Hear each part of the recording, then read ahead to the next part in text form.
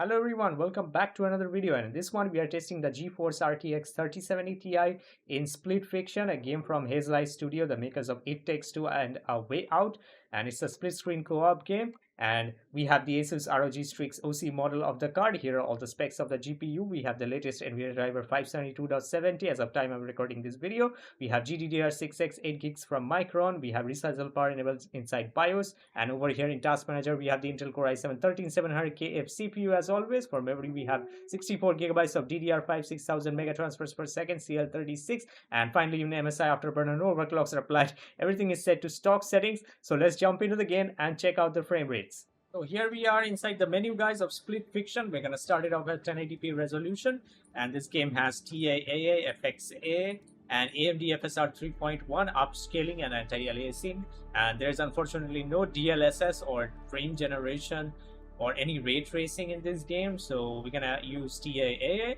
And at 4K, we will try it with FSR Qlty and all that stuff. So for now, we'll stick to TAA anti-aliasing, and there's a resolution scale slider also. And there's not too many settings to work with in this game, so we're gonna stick with the maximum settings. Frame rate is unlocked, VSync turned off. So let's get inside the game quickly now. We are here, guys, inside the game now. As you can see, it's a split screen co-op game, like all of Hazelight Studios games. And I am playing it local co-op, not online. And both of the players are being controlled by me, one with the controller and another with the mouse and keyboard. So the right side of the screen is being controlled by the character, the green character. I don't know their name yet. And the left side is being controlled with the keyboard and mouse. So we're gonna start it with the controller character first on the right side of the screen. So I'll have to control both of them, which is a bit hectic. And what am I supposed to do right now? Okay, no, actually we need to play with the left character first, the red one. And what now? And as you can see, the VRAM usage is pretty low. Even at 1080p, most games these days, they would stick to like 7 or 6 gigs of allocated VRAM. Yeah, I'm trying to figure out what I have to do here. Oh, wait, I think I know. I have to hit this and the other character needs to jump. Okay, I'll stand on this one and then hit this thing. Yeah, there we go. And that's gonna break those, and now I can jump with this red character. Okay, how do you do that? How do I grab that? The FPS is insane though. 100, it's touching 200s at times. And there's not too many settings to test, as I said. Only max settings is what I'm gonna test with this GPU in all the resolution. Maybe at 4K we need to change a bit. Okay, now maybe she can jump as well and grab that ladder. It's quite a fun game, family game.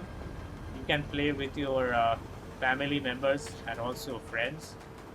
I totally recommend playing the last two games from Hazelight Studios, A Way Out and It Takes Two. That was just next level, that game.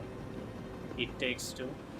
And this is on UE5, Unreal Engine 5, so even though it is on UE5, it doesn't stutter like crazy like all the other games.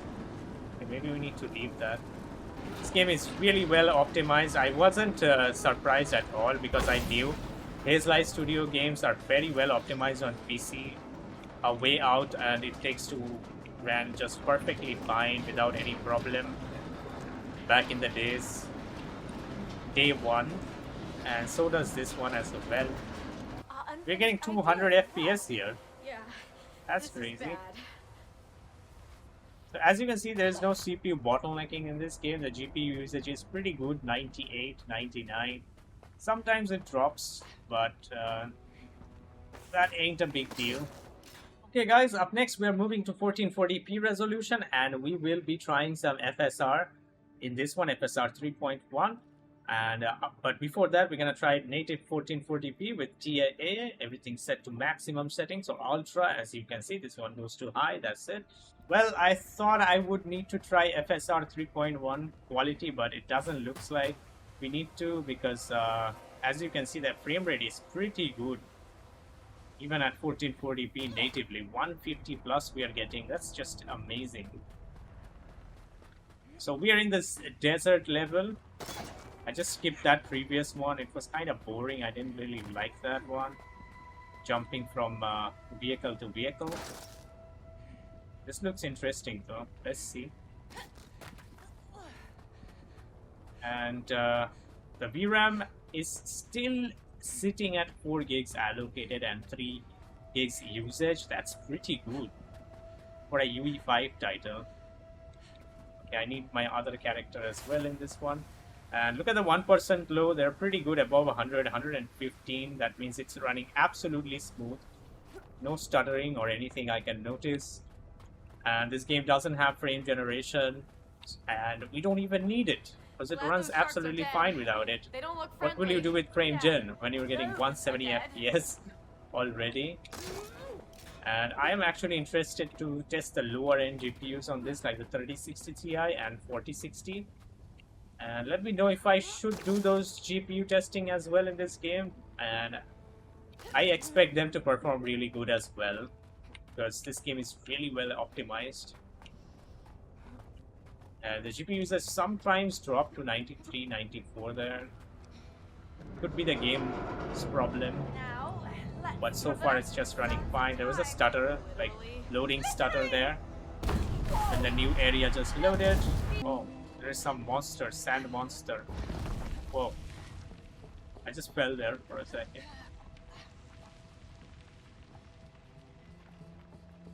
Why does the screen doesn't zoom in? Maybe I need to take this character also. It's on to you. Ooh. Sand crocodiles. Okay, what do I... Oh, okay. So I need to distract it. Damn it!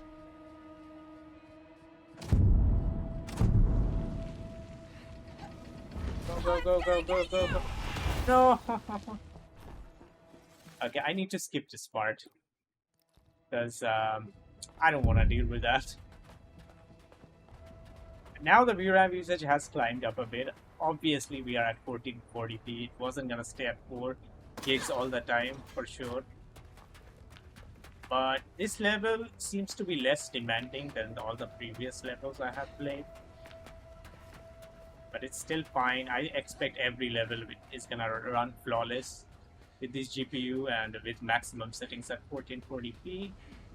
I'll still try it with FSR Qlty in this resolution and see where the frame rate actually goes. So now at 1440p, I have switched on FSR 3.1 quality and everything is set to ultra or maxed out graphic settings. And previously in that desert area, we were actually doing a side quest, that one, and this is the main quest. Actually, I entered a side quest through that portal back then. But yeah, let's continue doing the main story for now. Okay, I need her there to pull that thing up. Whoops. And VRAM has gone up to like 7 now in this area. And FPS is dropping now inside here, inside this tunnel or subway. Whoa. Honestly, even though this game is on UE5, it doesn't look like it's a UE5 title. So here we go, guys, for 4K resolution now. We're going to use TIA and 100% render scale. Everything is set to maximum settings. And this game is really important to test it on 4K because since it's a split screen co-op game and many of you are going to play it with your buddies in couch and on a 4K monitor or TV, so it's very important to do the 4K testing. And as you can see, with maximum graphic settings, this is running with 80 plus FPS, and I think we can get 70 plus most of the time. We will see how much we can get as we continue playing, how much minimum we can get. Oops. No. Oh. How am I gonna do this? Maybe swing a bit more. Again. No, that ain't gonna work. I'm gonna skip it. If I can't do it, I'll skip it. Okay, this looks interesting. This area. Pretty beautiful. And we were there back then in that tube-like structure, whatever that is, at the start of the video. And as you can see, we're getting 83 average and 1% low is above 63. Battery smooth experience right now. VRAM is above 7 gigs. So 8GB GPUs are perfectly fine to run this game even at 4K. That tells you how much optimized this game is, even for a UE5 title. Oh, what is going on? DJ. Okay, now we are dropping FPS in this area.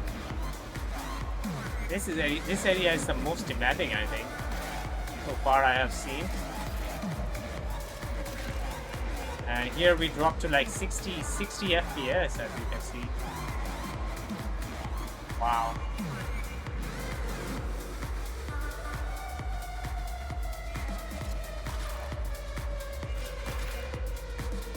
Really not sure what to do though. I'm gonna also test this with FSR 3.1 quality settings at 4K resolution, maxed out. And not too much though, but that's pretty much what we want, to stay above 60 FPS all the time, even though we were above 60 FPS. We just touched 60 in this DJ area.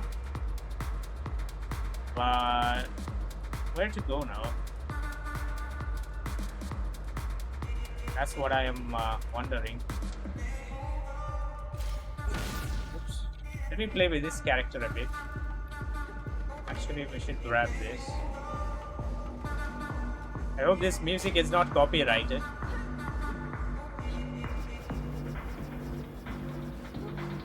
Oops.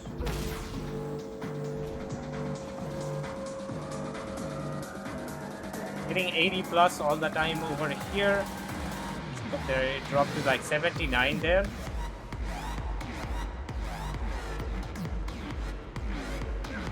How do I get up? And now, as you can see, the FPS is going to like hundreds over here. Not too demanding in this area.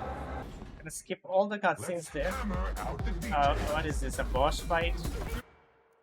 Not interested to do that right now. Alright, next we're gonna do is performance FSR 3.1 at 4K resolution, everything maxed out. And I don't recommend you use the performance settings, but if you want those higher FPS like we're getting now, 120 plus, you can use it. But I can straight away notice ghosting around the character.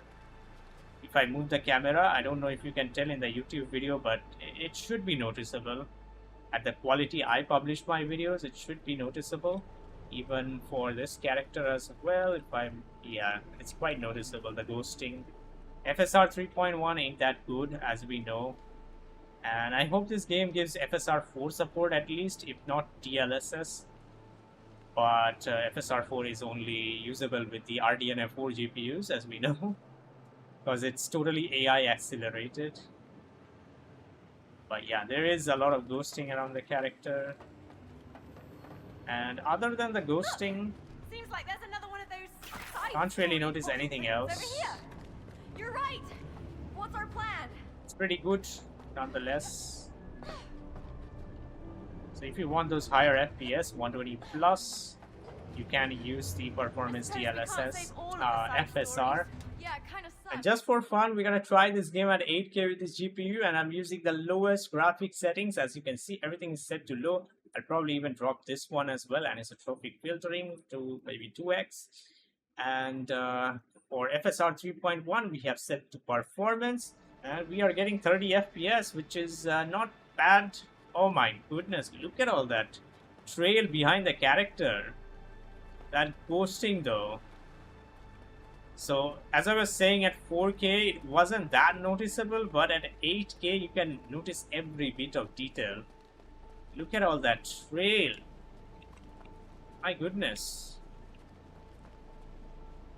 Yeah, there is a lot of ghosting with FSR 3.1.